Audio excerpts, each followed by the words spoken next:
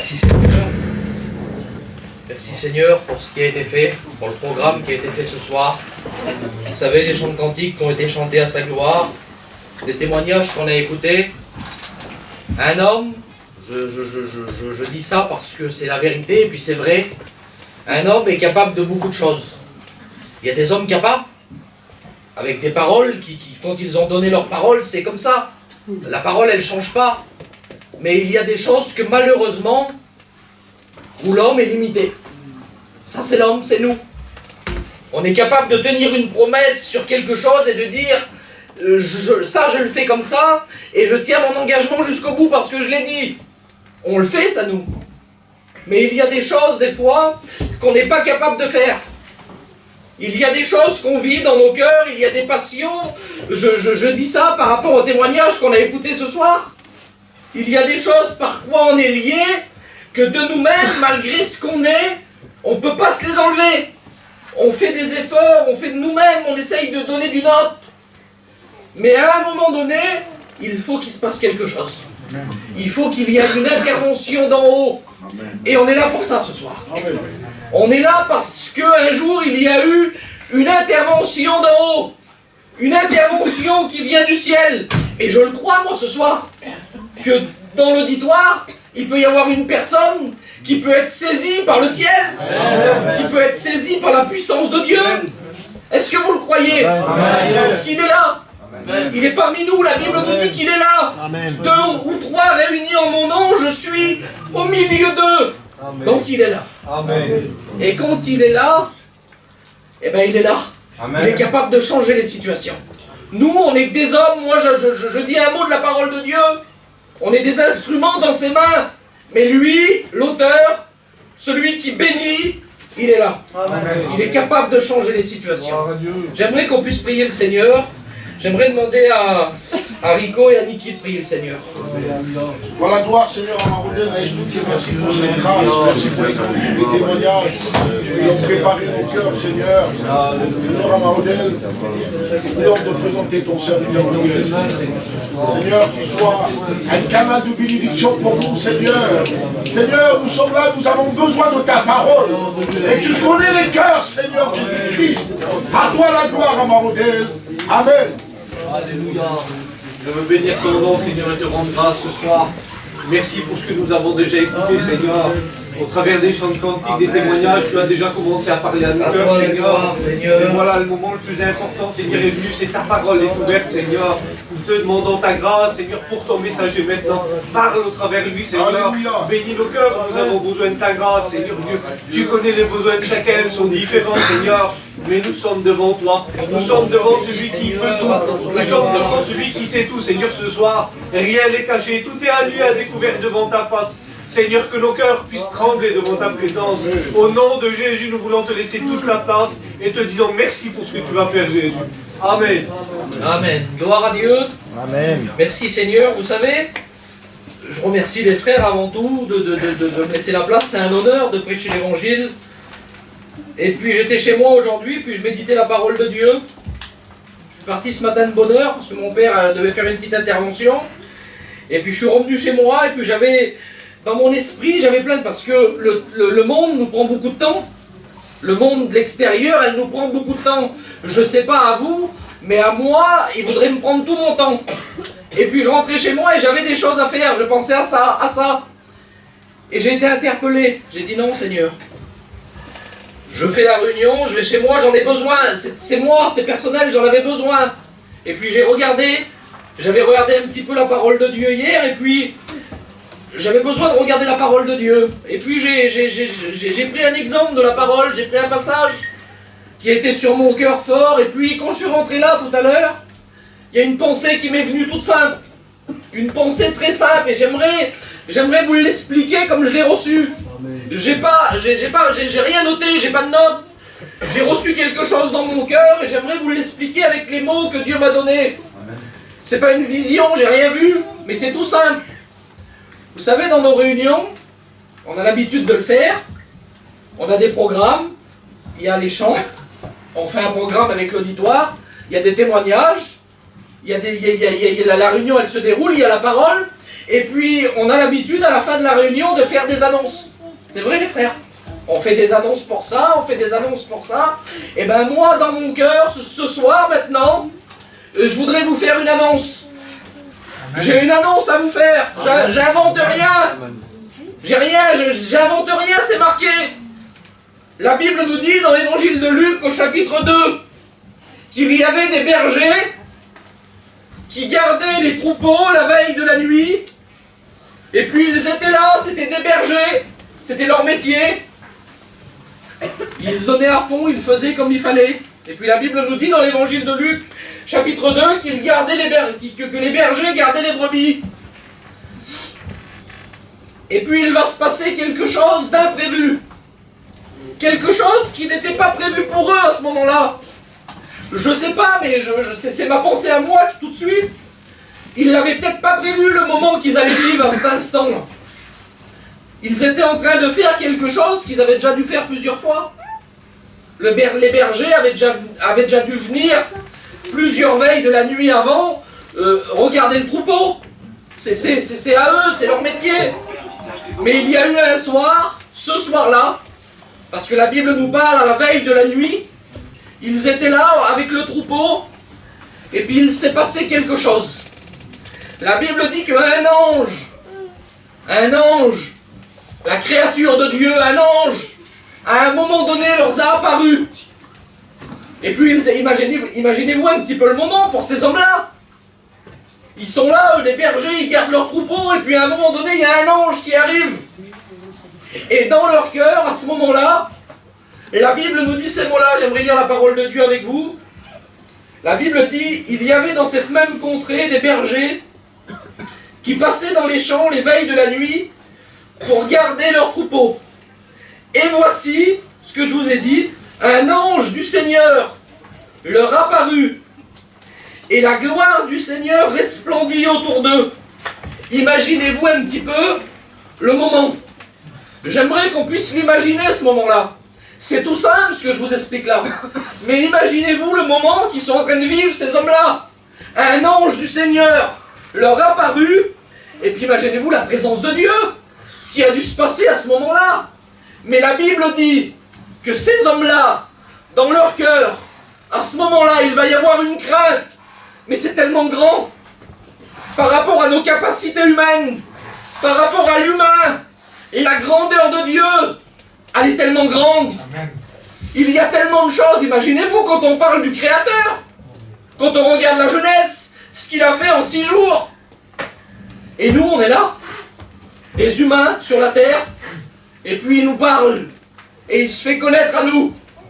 Et puis il vient encore ce soir avec une main d'amour tendue. Amen. On parle du Créateur. Et son Fils, il est parmi nous ce soir. Amen. Comme il a été devant l'ange devant ces hommes-là. La gloire de Dieu était là. Et bien la gloire de Dieu, elle est présente ce soir. Parce qu'il y a Jésus dans ce lieu. Il y a Jésus parmi nous dans ce lieu. Quelle grâce! Et puis la Bible dit ça. La Bible dit ces mots-là. Ils furent saisis d'une grande frayeur. Ils ont eu peur. Il y avait une crainte dans leur cœur. Et puis je ne sais pas ce que tu es en train de vivre, moi. Je ne sais pas ce qui se passe. Moi, je ne sais pas. Je ne sais pas ce qui se passe dans ton cœur au moment présent où on est en train de parler de lui. Peut-être que par rapport à l'évangile, par rapport à la grandeur de Dieu, eh ben, il y a peut-être une crainte dans ton cœur. De dire c'est beau, c'est bien, c'est une merveille, quand je viens à la réunion, je me sens bien, parce que vous savez comme moi, je vous apprends rien, mais on n'est pas bien à l'extérieur.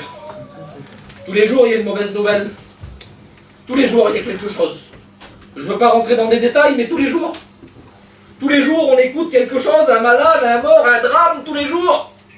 C'est tous les jours. Et bien à la réunion on est bien. Mais on est bien pourquoi? Ben l'ange va leur parler.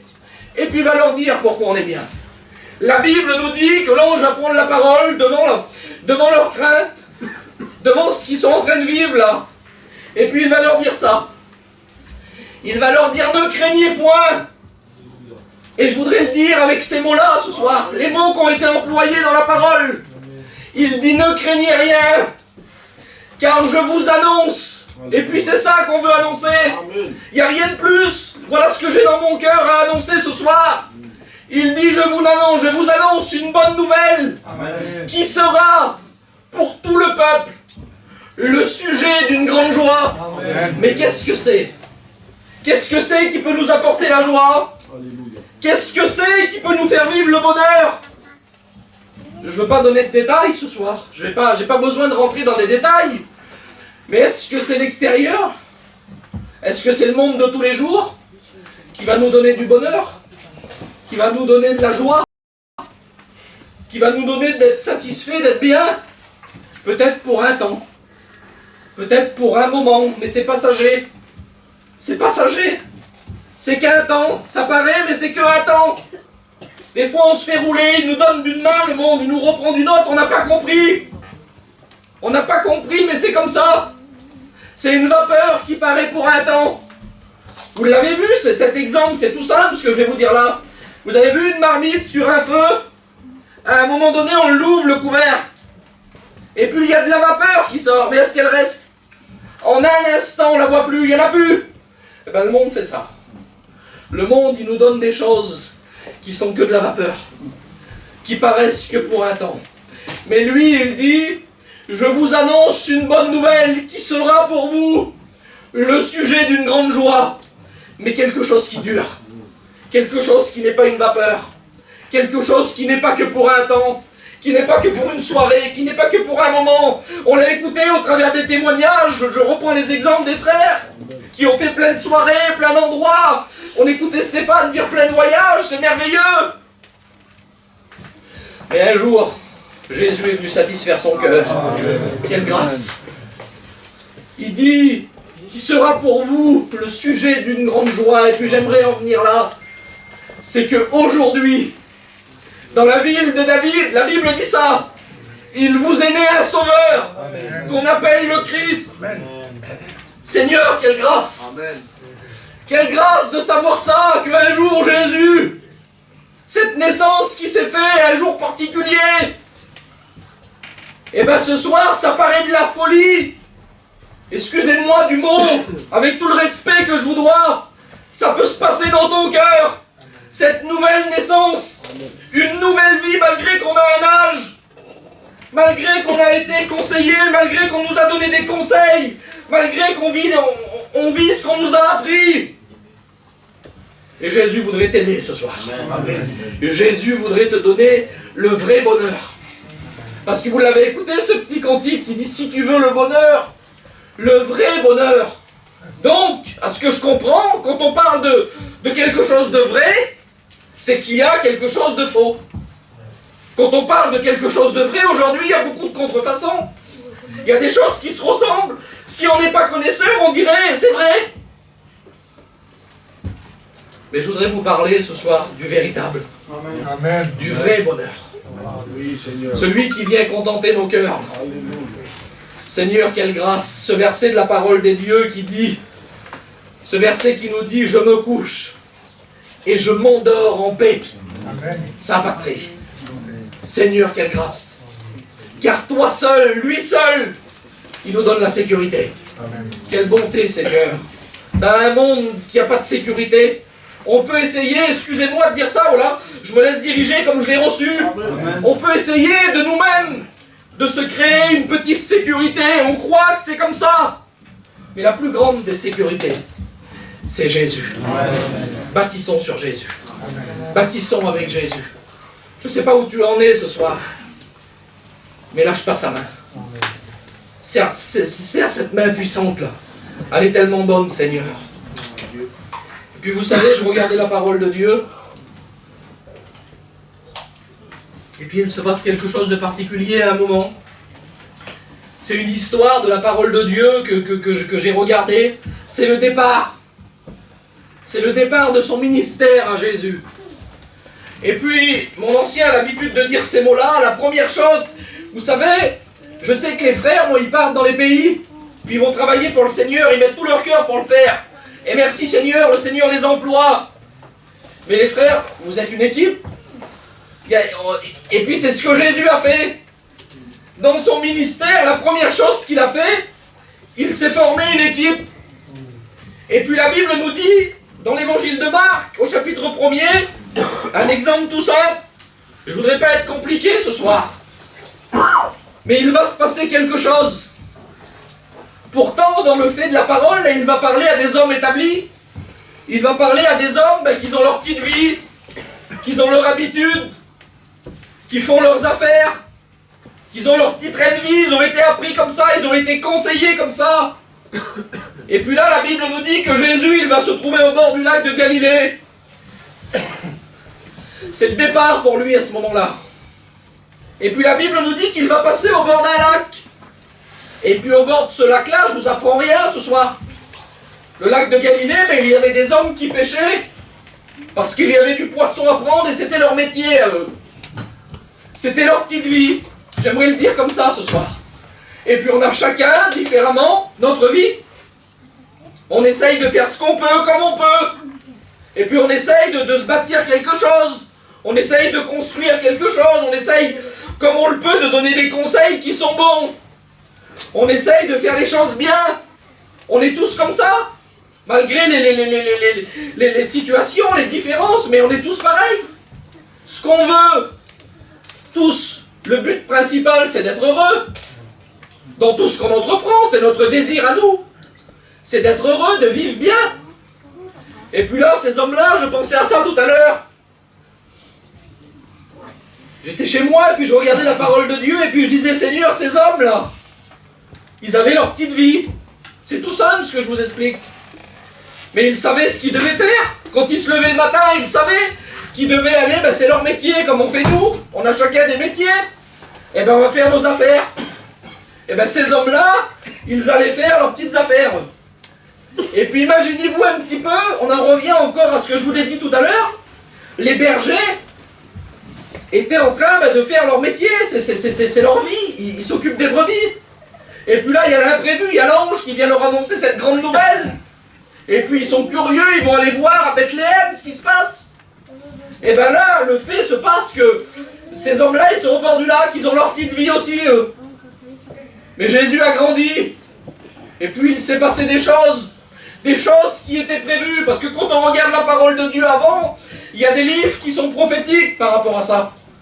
Que c'était prévu ce qui allait se passer là. Et puis à un moment donné, la Bible nous dit que ces hommes, ils sont là, au bord du lac. Et puis il y a des catégories différentes. On n'est pas tous pareils ce soir. On a des pensées différentes. On a peut-être des objectifs différents. Des projets différents. Et puis là, la Bible dit, comme il passait le long de la mer de Galilée, il vit Simon et André, frères de Simon, qui jetaient un filet dans la mer, car ils étaient pêcheurs. Donc on voit des hommes qui sont en activité, c'est leur vie, c'est ce que je vous expliquais. Mais imaginez-vous un petit peu, c'est les témoignages qu'on a écoutés ce soir. Une petite vie, nos affaires, on essaye de faire ce qu'il faut. Des situations différentes, mais c'est notre vie, des vies différentes. Et un jour, l'imprévu. Jason en a parlé, je le connais bien, Jason, je me gêne pas. À un moment donné de sa vie, c'était sa vie à lui, elle était comme ça. Il y a eu cet imprévu-là. Ce jour imprévu. L'Israël. Une porte s'est ouverte chez lui, sa mère priait pour lui. Seigneur, quelle grâce! Quelle grâce, Seigneur! Dieu exauce les prières. Amen. Je ne sais pas le message, mais les sœurs qui sont là, les frères qui sont là, continuez à prier le Seigneur. Amen. Pour ceux qui sont autour de vous encore, et vous n'avez peut-être pas vu encore, mais continuez. Amen. Persévérez dans la prière, parce que Dieu exauce. Amen. Il y a des choses qui sont pour nous, on n'est pas capable. Habacuc 1, chapitre 1er, verset 5. Car je vais faire en vos jours une œuvre que si on vous la racontait, vous n'y croirez pas. Mais ça, imaginez-vous un petit peu. On est tous pareils, nous. J'aurais été vers Jason il y a quelques années, moi, et j'y aurais dit, Jason, dans quelques temps, dans ta famille, il va y avoir plus de conversions. Et puis toi, tu iras en Israël. Et puis tu reviendras, et puis le Seigneur t'aura brisé.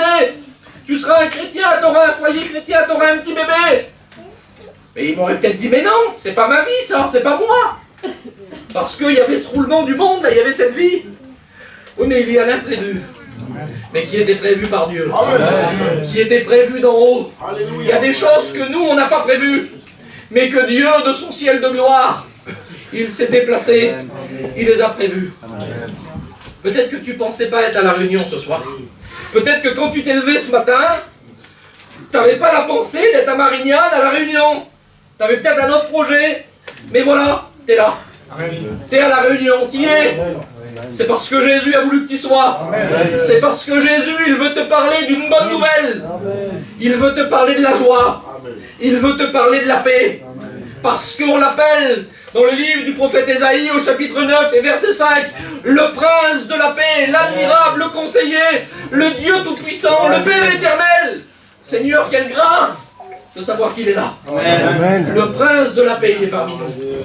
Et puis imaginez-vous que le prince de la paix, il va passer au bord de ce petit lac là. Et puis ces hommes, ils sont là en train de pêcher. Est-ce que vous pensez, qu'est-ce qu'il va leur dire? Qu'est-ce qui va se passer? Eh bien tout simplement, il va leur dire, suivez-moi. Le cantique disait tout à l'heure, allez viens, Jésus t'appelle. Quelle grâce Seigneur, l'invitation qui a été faite il y a plus de 2000 ans à ces hommes au bord du lac, elle est la même ce soir. On en parlait avec les frères tout à l'heure. Jésus, il n'a pas changé. Les Écritures sont les mêmes. Ils resteront les mêmes. Et on parlera de ces Écritures-là. On ne bougera pas. Parce que c'est Jésus. Il n'a pas changé. Encore une fois ce soir, comme à ces hommes au bord du lac qui avaient leur petite vie, leurs pensées, leurs projets, il est venu bousculer ces choses-là. Il a dit, suivez-moi. Parce qu'il avait quelque chose de bon pour eux. Quand il dit, suivez-moi, c'est qu'il a quelque chose de bon. Amen. Si ce soir il t'appelle à toi, c'est parce qu'il a quelque chose de bon pour toi. Amen. Et puis il va se passer quelque chose de particulier. J'aimerais pas être long. La Bible dit, Jésus leur dit, suivez-moi et je vous ferai pécheurs d'hommes. Quelle grâce Seigneur. Il y a des choses qui sont loin de nos pensées à nous. Il y a des choses qui sont loin de nos pensées. Si on pose la question aux frères, ce soir je le sais, c'est sûr. Les frères qui sont là, qui prêchent la parole de Dieu, il y a des années, on leur aurait dit, le Seigneur, il va t'appeler, tu seras un serviteur de Dieu. Mais non! Parce que nos capacités humaines nous font dire non. Mais lui, il n'a pas dit non. Et puis ce soir, pour toi, il n'a pas dit non. Peut-être que toi, tu dis, je ne suis pas capable. Mais lui, il rend capable. Mais pourquoi? Parce que rien n'est impossible à Dieu. Rien. Il n'y a rien qui lui est impossible. Il n'y a rien, Seigneur. Rien lui est impossible à lui. Il est capable de tout faire ce soir. Et puis la Bible dit, imaginez-vous les paroles, la grandeur de Dieu, il dit, suivez-moi. Et puis la Bible dit de ces hommes-là, je me suis arrêté sur ces petits mots, mais ils sont tellement bons. La Bible dit que aussitôt, c'est leur décision à eux. C'est eux qui la prennent, c'est individuel, c'est dans leur cœur. La Bible dit que aussitôt, ils laissèrent tout. On n'abandonne pas les choses. Mais ils les mettent de côté parce qu'il y a plus grand avec Jésus. Parce qu'ils savent que pour eux, il y a quelque chose de plus fort. Il y a quelque chose de plus grand. Et puis, la Bible nous dit qu'il va continuer son chemin, Jésus. Il va aller un petit peu plus loin. Et puis, c'est encore particulier parce que c'est à peu près pareil ce qui va se passer. La Bible nous dit qu'il va encore rencontrer des hommes qui sont là, des hommes pêcheurs qui sont en train de pêcher. C'est leur vie à eux, c'est pareil. C'est la même situation que les hommes d'en haut. Mais il y a une petite différence. Parce que la Bible nous dit que les premiers qu'il a interpellés en leur disant « Suivez-moi », ces hommes-là, ils étaient en train de pêcher. Et puis les deuxièmes, c'est un petit détail, mais c'est important. La Bible nous dit que ces hommes-là, eux, ils réparaient leur filet. Donc, il y a eu une réflexion dans mon cœur de dire, ils réparaient leur filet. Quand on répare quelque chose, c'est qu'il a été cassé. C'est qu'il y a eu un imprévu. C'est qu'il y a eu quelque chose qu'on ne pensait pas. On roule avec un véhicule aujourd'hui, c'est un détail que je vous donne. On ne se dit pas, tiens, dans 2 km, ma voiture elle va casser. Non, c'est pas comme ça. Il y a des choses qui nous arrivent, c'est imprévu. Tiens, voilà, ça arrive. Et bien là, il y avait cet imprévu-là. Ils étaient là, ils réparaient leur filet. Et puis il y a une question qui est venue dans mon cœur, que j'aimerais vous la poser ce soir. Combien de choses on essaye par nos propres forces de réparer? Combien de fois tu as essayé de dire je vais essayer, je vais faire mieux, je vais essayer d'y arriver, je vais essayer de le faire bien? C'est des mots, c'est des questions, c'est des mots que je me suis dit, ça moi. À des moments donnés où j'en avais besoin. Seigneur, j'arrive pas. Je vais essayer de le faire mieux parce que sans lui on n'est rien. Mais lui, il est toujours le même. Vous regarderez dans la parole de Dieu, il y a des versions de Bible différentes, mais qui viennent toujours à la même chose. Son langage, il ne change pas. La Bible nous dit qu'en lui, il n'y a pas d'ombre de variation. La Bible nous dit de lui qu'il n'a pas changé. Qu'il est le même hier, aujourd'hui, éternellement. Il ne change pas. Donc son langage reste le même. Devant celui qui pêche, devant celui qui répare, il va redire encore une fois, suivez-moi. C'est son langage à lui, il ne change pas. Sa paix, elle ne change pas. Amen. Sa vérité, elle ne change pas. Amen. Si dans ton cœur, nous on change, excusez-moi de dire ça, moi je change, ça m'arrive de changer. Un jour on est bien, le lendemain on n'est pas bien, malheureusement. Mais quand on bâtit avec Jésus, quand on bâtit sur le roc, quand on bâtit sur sa parole, malgré que nous, des fois on est faibles, eh bien on s'accroche à lui. Parce que lui il ne change pas. Parce que lui il est toujours le même. Et celui qu'on parle ce soir, il n'a pas changé. Et il veut te faire du bien. Tu n'avais peut-être pas prévu ce moment-là. Tu n'avais peut-être pas prévu cette soirée-là. Ces hommes non plus. Ils avaient leurs petites affaires, leur petite vie. Mais à un moment donné, Jésus est passé. Et puis on pourrait en parler beaucoup. Combien de fois Jésus est passé? À combien d'endroits dans la parole de Dieu Jésus est passé? Il y a plein d'hommes. Acte 3, le mendiant sur le bord du chemin. Marc 10, le Bartimée, l'aveugle au bord du chemin aussi, sa situation. Le lépreux. Mais Jésus l'a dit, je le veux. À Bartimée, il lui a dit, que veux-tu que je te fasse? Et bien ce soir, il te le dit à toi. Viens et suis-moi. Viens et suis-moi. Il a quelque chose de bon pour toi. Je ne voudrais pas aller plus loin. Je voudrais pas aller plus loin, mais j'aimerais qu'on puisse prier le Seigneur. J'aimerais, avec l'accord des frères, te donner l'occasion de prendre une décision ce soir. C'est tellement grand, Seigneur. C'est tellement bon. Je ne sais pas où en est ta situation, moi, et je ne veux pas le savoir. C'est pas moi qui a besoin de le savoir. On ne veut pas le savoir, nous. On veut t'aider avec la parole de Dieu. On veut t'aider avec Jésus. Il est parmi nous, Jésus. Alléluia. Jésus, il est parmi nous ce soir. Réalise-le qu'il est là. Est-ce que tu veux ce soir dire oui, Seigneur? Je veux l'accepter de cette invitation. Et je veux te suivre. Malgré que je suis faible. Malgré que souvent je dois réparer. Souvent je dois réparer malgré ces choses-là. Et bien Seigneur, maintenant, je veux prendre une décision dans mon cœur. Et je veux réaliser que par mes forces à moi, je ne suis rien. Mais c'est lui qui nous rend capables. Il sera tous les jours avec toi. C'est la Bible qui nous le dit. Quelle promesse, Seigneur. Je serai tous les jours avec vous. Tous les jours, il sera avec toi. La Bible nous dit un verset de la parole de Dieu dans le livre du prophète Ésaïe au chapitre 41 et au verset 10. Des mots simples, mais quelle puissance, Seigneur. Il dit, ne crains rien, car je suis avec toi. Ça, c'est pour celui qui lui a demandé de venir. Il dit, ne crains rien, car je suis avec toi.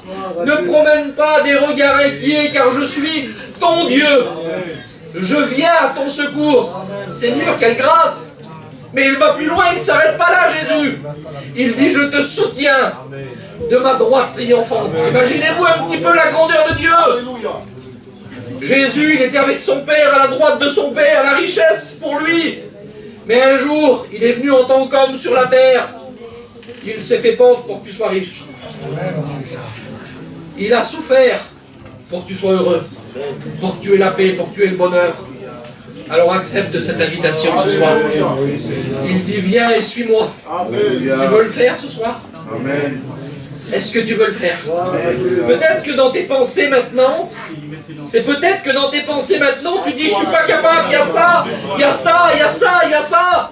Il y a tellement de choses qui nous tiennent liés. Il y a tellement de choses qui veulent nous faire du mal. Mais ce soir, prends la décision de lui passer le relais, de dire Seigneur, ce soir, c'était pas prévu, mais je suis là. Je veux m'abandonner à toi, Seigneur. Fais un petit signe de ta main à la place où tu es. Merci, le Seigneur te voit. Alléluia. Est-ce qu'il y aurait une autre personne qui voudrait dire oui, moi, Seigneur, je veux t'interpeller ce soir. Je veux que tu puisses t'approcher de moi. Je veux que tu puisses venir m'aider parce que j'en ai besoin. Lève ta main à ta place. Le Seigneur vient et il t'aide. Quelle grâce, Seigneur, de savoir que Jésus vient et puis qu'il nous aide. J'aimerais faire encore un appel. Est-ce qu'il y aurait encore une personne qui voudrait dire Seigneur, viens. Merci, le Seigneur te voit. Gloire à Dieu. Merci, le Seigneur te voit. Quelle grâce de laisser venir Jésus à lui. Il n'est peut-être pas capable ce soir, mais lui, il est capable. Et quand tu lèves ta main, quand tu lèves ton cœur à Jésus, ça veut dire que lui, il s'approche de toi. Alors à l'instant où tu as décidé de la situation que tu es, je ne la connais pas, et bien lui, il s'approche de toi. Et lui, il a la solution pour toi. Jésus a la solution pour toi ce soir. Est-ce qu'il y aurait encore une personne? Ne passe pas à côté de cette soirée.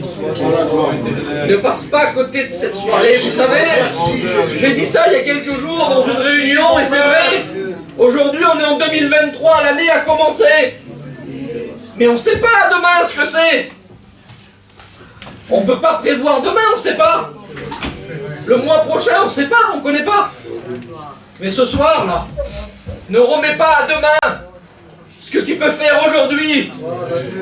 Vous savez que quand Jésus est passé vers Bartimée, et que Bartimée l'a interpellé, et puis qu'il a fait le miracle, c'était la dernière fois que Jésus passait à cet endroit-là, parce qu'il allait en direction de Jérusalem, en direction de Golgotha, en direction du sacrifice. C'était la dernière fois qu'il passait devant Bartimée. Je ne sais pas les frères, mais j'y crois et je veux le vivre. Que c'est peut-être la dernière réunion dans le local là. C'est peut-être la dernière réunion pour toi ce soir. Et tu vas laisser passer ce moment-là. Tu vas passer à côté de l'appel de Jésus. C'est peut-être la dernière soirée qu'on passe.